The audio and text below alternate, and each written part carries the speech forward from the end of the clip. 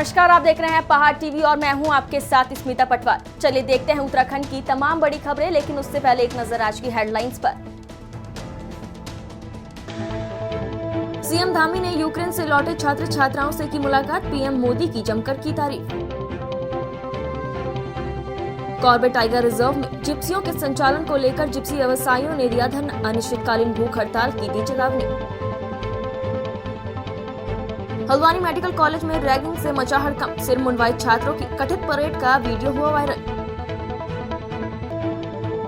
मसूरी झील में कूदकर युवती ने की आत्महत्या, देहरादून की रहने वाली थी मृतिका। कूड़े के ढेर में नवजात को फेंकने वाले चढ़े पुलिस के हत्थे, सीसीटीवी कैमरे से मिले सुराग।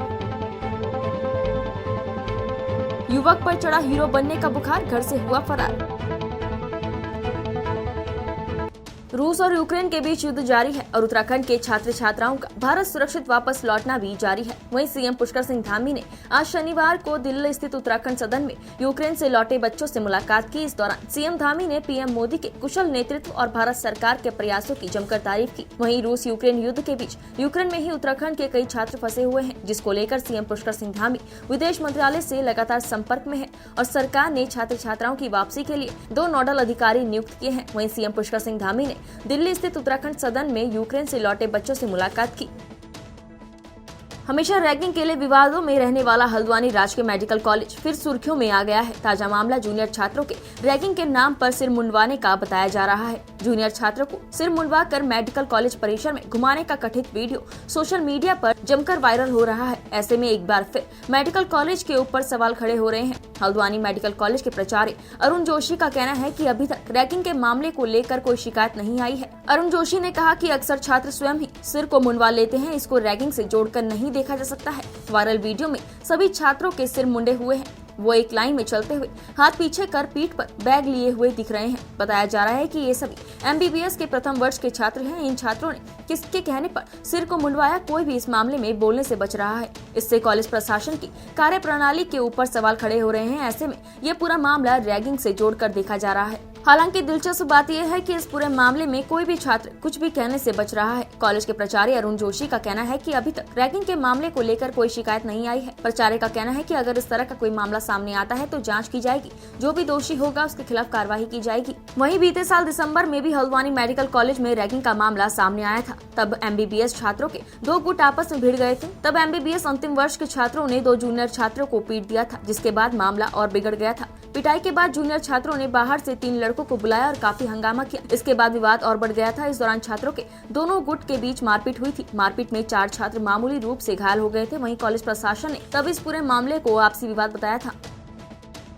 भाजपा के वरिष्ठ नेता और प्रदेश के पूर्व मुख्यमंत्री त्रिवेंद्र सिंह रावत रामनगर विधायक दीवान सिंह बिष्ट के कार्यालय पहुंचे, जहां उन्होंने विधायक दीवान सिंह बिष्ट के साथ ही पार्टी कार्यकर्ताओं से मुलाकात करते हुए कई मुद्दों पर चर्चा की। प्रदेश के पूर्व मुख्यमंत्री त्रिवेंद्र सिंह रावत ने कहा कि प्रदेश में एक बार फिर पूर्ण बहुमत के साथ भाजपा की सरकार बनने जा रही है। उन्होंने कहा कि विधानसभा चुनाव में जिस प्रकार प्रदेश की जनता ने खुलकर भारी संख्या में मतदान किया है, उससे स्पष्ट है कि इस बार भी प्रदेश में भाजपा की सरकार बनने के साथ ही इतिहास रचा जाएगा। उन्होंने कहा कि विधानसभा चुनाव में जिस प्रकार प्रदेश की जनता ने खुलकर भारी संख्या में मतदान किया है, उससे स्पष्ट है कि इस बार भी प्रदेश में भाजपा की सरकार बनने के साथ इतिहास रचा जाएगा।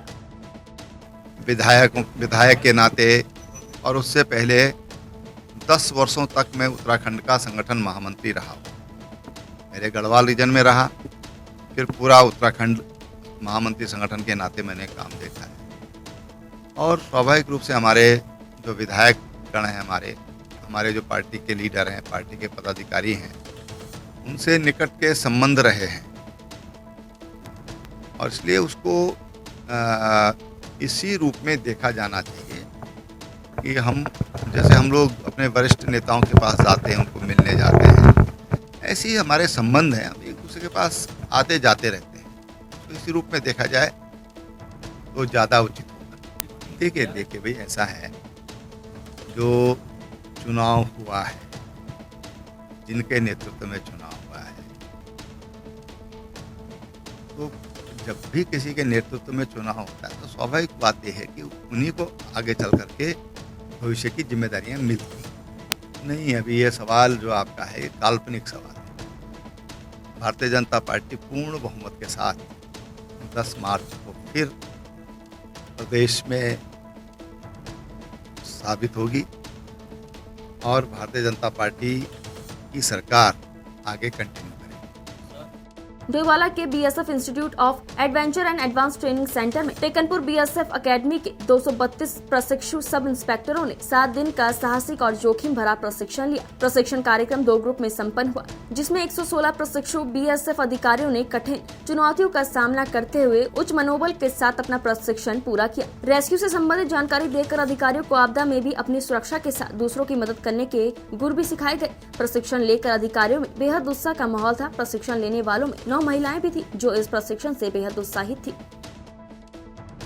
काफ़ी बेहतर जो हमारे ट्रेनीज हैं, इन्होंने 30 वीक से ज़्यादा की अपनी बेसिक प्रशिक्षण अभी तक कंप्लीट कर ली है। इस दौरान आपने देखा यहाँ आने के बाद, जैसे आपको अभी कमांडेंट बीआरटी ने बताया है, तमाम विभिन्न प्रकार की एक्टिविटी में पार्टिसिपेट किया। जैसे कि बीएसएफ को चल के कई जगहों पे आपदा प्रबंधन में भी रिस्पांस करना पड़ता है। बाय द टाइम हो सकता है स्टेट डिजास्टर रिस्पांस फोर्स या नेशनल डिजास्टर रिस्पांस फोर्स ना आ पाएँ, उस चक्कर में इनको ये एक्सपोजर दिया जाएगा। आने वाले समय उनको काफ़ी काम आएगा। हाई एल्टीट्यूड में किस प्रकार से सर्वाइव करना है, कैसे ट्रैक करना है, कैसे रेस्क्यू करना है, तो काफ़ी इनके लिए बहुत अच्छा एक एक्सपीरियंस रहा। साथ में उन सबसे ज़्यादा इनका ये बेहतर रहा है कि अपने आप के ऊपर इनका यकीन बढ़ा है। कॉन्फिडेंस लेवल, इतने डिफ़िकल्ट चीज़ें अगर ये कर सकते हैं तो दैट मीन कि हम कर सकते हैं। वो करना आगे आने वाले बच्चे हो, इनके 20 वीक के प्रशिक्षण, 25 वीक के प्रशिक्षण में काफ़ी बेहतर काम आएगा और काफ़ी एक बहुत बढ़िया है इनके लिए एक छोटा सा एक दौर रहा जो इनके प्रोफेशनल लाइफ में बहुत ही बढ़िया काम करेगा। बीएसएफ एकेडमी टेकनपुर में अभी ट्रेनिंग कर रहे 116 प्रशिक्षणार्थियों का 2 ग्रुप, जो 21 फरवरी से आज 5 मार्च के बीच में 116 के ग्रुप में आए थे 2 वीक के प्रशिक्षण के लिए, एडवेंचर ट्रेनिंग के लिए। और इन्होंने अपनी 1 वीक की प्रशिक्षण आज पूरा कर लिया है। इस प्रशिक्षण के दौरान हमने इनको सबसे महत्वपूर्ण है कि हाई एल्टीट्यूड में आपको सर्वाइवल और रेस्क्यू कैसा करना है, उसके टेक्निक्स और उसके तरीके बताए हैं। साथ साथ फ्लड वाटर रेस्क्यू, उसके भी हमने तकनीक्स और तरीके बताए हैं जो इनको अपने प्रोफेशनल कैरियर में भी काम आएगा। इसके साथ साथ थोड़ा सा हमने इनको आपदा प्रबंधन के बारे में भी जानकारी दी है। साथ ही साथ आप सबको पता है कि आज यूएवी जो है काफ़ी इम्पोर्टेंट जो है हथियार के तौर पे भी यूज़ होता है।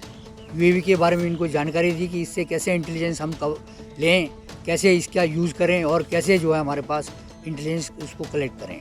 तो ये टोटल मिला के एक मॉड्यूल बनाया गया था जिसमें इनकी जो प्रॉपर तरीके से एक जो है एडवेंचर ट्रेनिंग दी गई। यहाँ पे जो हम सोच के आए थे उससे बहुत कुछ ज़्यादा सीखने को मिला। हमने तो सोचा था सिर्फ एडवेंचर्स करेंगे, पर हमें यहाँ पे छोटी छोटी टेक्निकल चीज़ें और बेसिक सर्वाइवल टेक्निक सीखने को मिली, जो कि बहुत इजीली कहीं हमें सीखने को नहीं मिलती।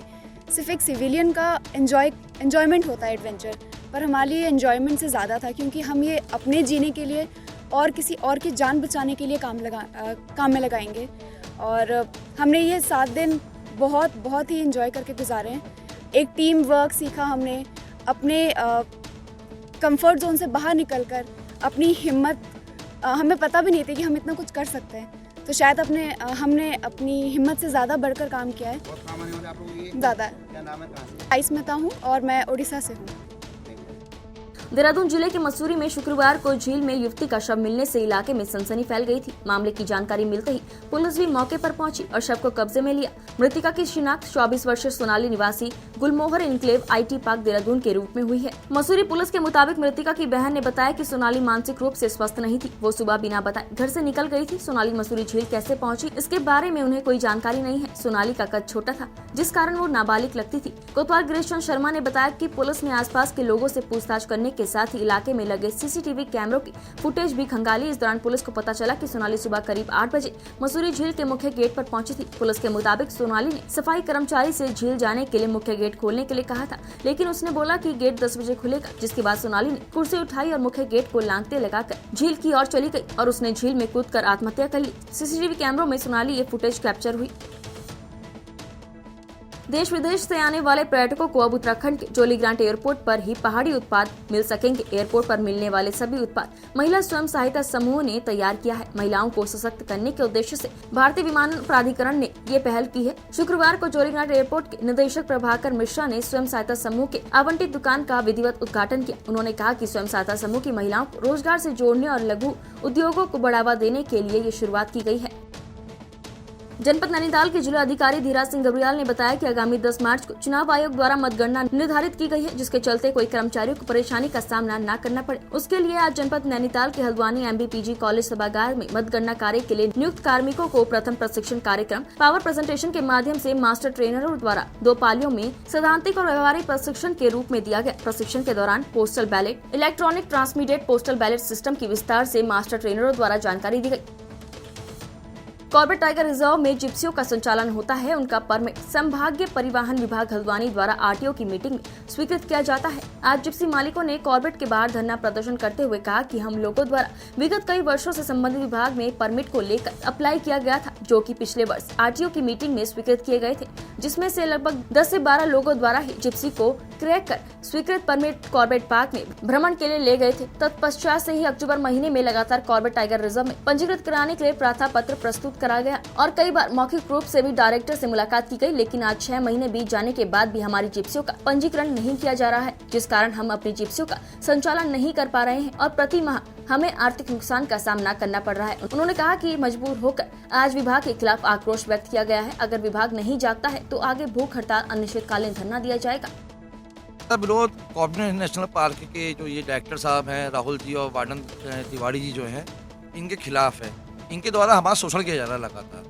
हम पिछले काफ़ी समय से रामनगर में टूरिज्म व्यवसाय से जुड़े हुए लोग हैं। जैसे मेरा रामनगर में निवासी हूँ, यहाँ पे मैंने परमिट यहाँ से अप्लाई मांगा था कॉर्पोरेट विभाग से इनके द्वारा। तो इनका कहना ये था कि हमारे को परमिट हम नहीं देते हैं, RTO ऑफिस से परमिट मिलता है कॉर्पोरेट में गाड़ी चलाने के लिए। और अब जब हम RTO ऑफिस से हल्द्वानी से परमिट हमारे को इशू करा गया है, लीगल तौर पे हम परमिट लेके आए हैं, गाड़ियाँ लेके आए हैं अपनी, तो ये हमारी गाड़ी अंदर लेना नहीं चाह रहे हैं ये, और हमसे मना कर रहे हैं कि हमारे को गाड़ी की आवश्यकता नहीं है। ऐसी स्थिति में हम लोगों के साथ परेशानी इससे ये पैदा होता है कि इन लोगों ने उधार लेके, किसी ने प्लॉट बेच के गाड़ियाँ खरीदी हैं, इतनी महंगी गाड़ियाँ खरीद के लेके आए हैं, और आखिर वो गाड़ी कॉर्पोरेट पार्क में अगर नहीं ये नहीं लेंगे तो हम गाड़ियाँ कहाँ चलाएँगे। ऐसे में हमें प्रति माह नुकसान हो रहा है हमारे को। ड्राइवर को तनख्वाह में देनी पड़ रही है, टैक्स हमें जमा करना पड़ रहा है, हमारे को इंश्योरेंस हमें जमा करना पड़ रहा है, और ये हमारे को सुनने को तैयार नहीं है। लगातार हमें बेवकूफ़ बना रहे हैं कि हम आपके मामले को देखते हैं और करवाते हैं। इस चक्कर में आज हमें यहाँ पे विरोध में बैठना पड़ा है। अभी डायरेक्टर साहब से हमने निवेदन किया तो इन्होंने हमें अभी कह दिया कि हाँ देखते हैं, कि चले गए हैं। ऐसे में स्थिति ये पैदा होती है कि हमारे पास रोजगार का संकट पैदा हो जा रहा है कि हम लोग कहाँ जाएँ। सर देखिए, अब मांगे नहीं मांगेंगे तो हमारे लिए तो वैसे भी रोजी रोटी का संकट पैदा हो रहा है, तो हमें तो यहाँ पे धरने में ही बैठ सकते हैं। लगातार हम प्रशासन से मदद मांग कर रहे हैं। पिछले हमारे को कब से हम मार्च से ये आपका 10वें महीने से हम इनको देते हुए आ रहे हैं, एप्लीकेशन देते हुए आ रहे हैं अपनी लगातार। आज 6 महीने होने को हमारे को आ गए हैं। तो सर हम आज मजबूरन यहाँ पे धरने में बैठे हैं, और आगे अगर ऐसे ही राहत नहीं मांगेंगे तो हम यहाँ पे भूख हड़ताल और जो अन्य अनशन होते हैं उस पर भी हमें बैठना पड़ेगा। मजबूरी है हमारी इस चीज़ की। जनपद उत्तरकाशी के बिरजा इंटर कॉलेज चिन्याली सौर में शुक्रवार को मातृ सम्मेलन की बैठक संपन्न हुई। बैठक के दौरान छात्रों और विद्यालय के विकास पर चर्चा हुई। साथ ही बोर्ड परीक्षा शुरू होने से पहले बच्चों को परीक्षा के तनाव, अवसाद और भय दूर करने के लिए परीक्षा पर्व का एजेंडा बनाकर माताओं की काउंसलिंग भी की गई। शुक्रवार को बिरजा इंटर कॉलेज चिन्याली सौर में महिलाओं ने बच्चों के शैक्षणिक स्तर की जानकारी लेने के साथ शिक्षा में सुधार को लेकर सुझाव भी दिए। वहीं शिक्षकों ने भी अभिभावकों से घर पर बच्चों की पढ़ाई पर ध्यान देने की बात कही। विकासखंड मुंसियारी में होटल संघ, टूर एंड ट्रैक ऑपरेटर संघ और स्थानीय लोगों ने जेसीबी ऑपरेटर को स्मृति चिन्ह भेंट कर सम्मानित किया। आपको बता दें कि थल मुंसियारी मोटर मार्ग पर लोक निर्माण विभाग की जेसीबी मशीन में तैनात ऑपरेटर लक्ष्मण सयाला को मुंसियारी होटल संघ, टूर एंड ट्रैक ऑपरेटर संघ और स्थानीय लोगों ने स्मृति चिन्ह भेंट कर सम्मानित किया। उन्होंने कहा कि आपदा और बर्फबारी के दौरान विषम परिस्थितियों में भी सड़क खोलकर लोगों को राहत पहुँचाई गई है। वर्ष 2018 में बर्फ में फिसलने और वर्ष 2021 में आपदा काल में सड़क खोलते समय बोल्डरों की चपेट में आने से वो गंभीर रूप से घायल हो गए थे। बावजूद इसके सड़क खोलने के बाद वो उपचार को अस्पताल पहुंचे। उन्होंने कहा कि वो सीमांत के लोगों के दर्द और अपनी जिम्मेदारी के प्रति गंभीर है।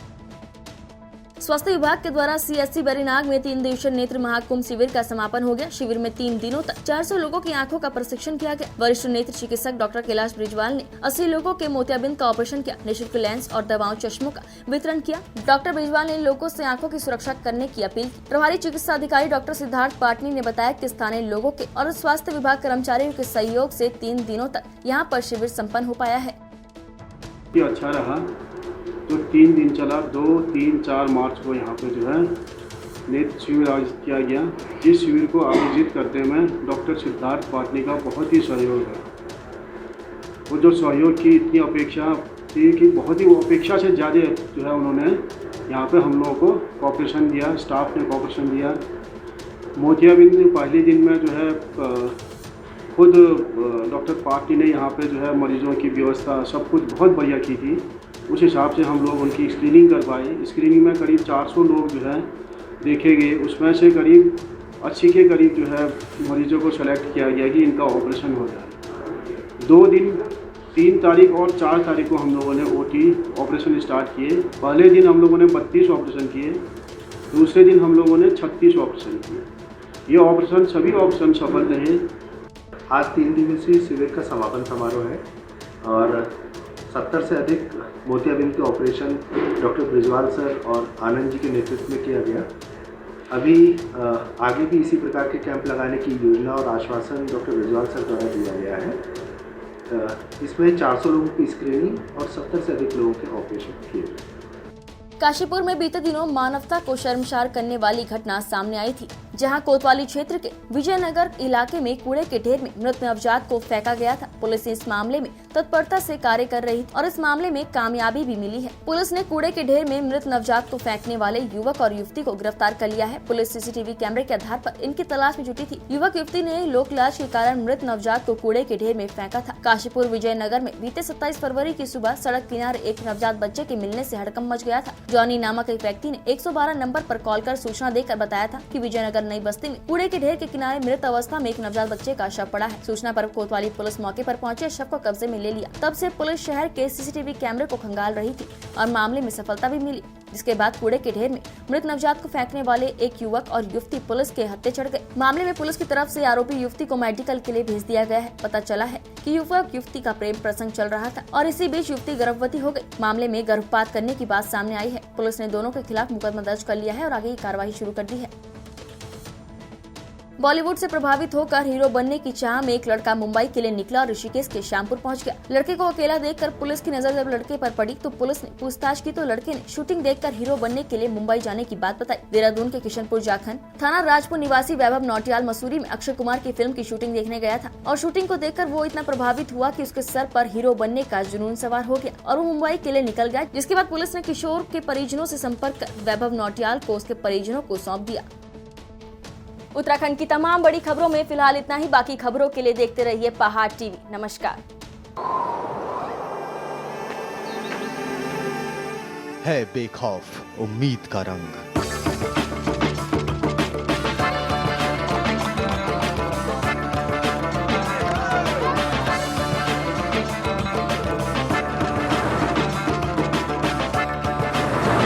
है आस्था भी।